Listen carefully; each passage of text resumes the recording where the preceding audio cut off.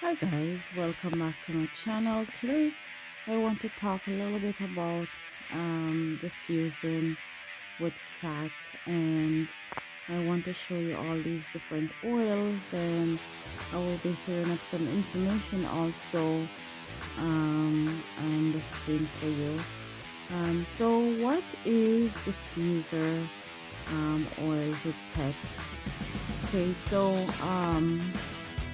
when you diffuse, there is a fine mist that comes from the diffuser and then up in the air with all these essential oils.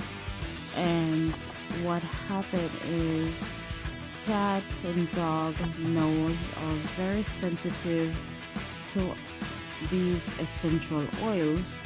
So I'm going to be putting up on the screen for you through all these different oils, and it used to be 10, but now I realize from the veterinarian office of Canada that there is more than 10.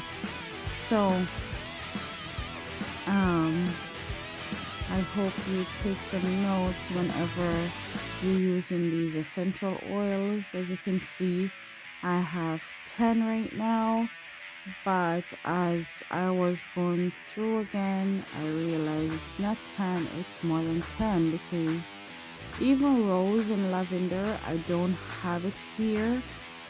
But when I was doing some research, I realized that rose and lavender are included in this one.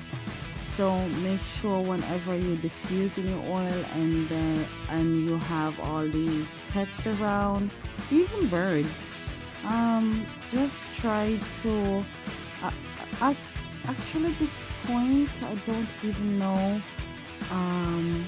which oil again for you to use. Just look on the screen and see which oil you don't see there, then you can actually go ahead and use these oils. Just like with kids, you have to know what kind of essential oil to diffuse in your home. You can see here I am still trying to see all these oils that I have here. I know that eucalyptus, oh, very strong. I mean, I have a cat here and I don't really diffuse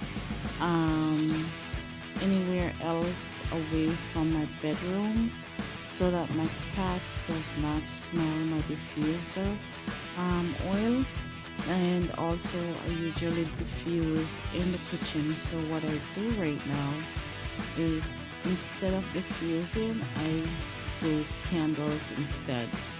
So even candles, you have to know what kind of essential oils are in candles also before you buy them and diffuse them. Don't forget, whenever you diffuse oils or anything like that in a diffuser, to make sure every time you use that diffuser you clean it. The oil can actually burn from the bottom and actually cause mold as well. So a little advice is to, every time you use a diffuser, just give it a good clean. If it's not a wash, just use a piece of Kleenex and give it a good wipe. I hope these information have been good for you. Take care, guys. Wait for the next video. Bye for now.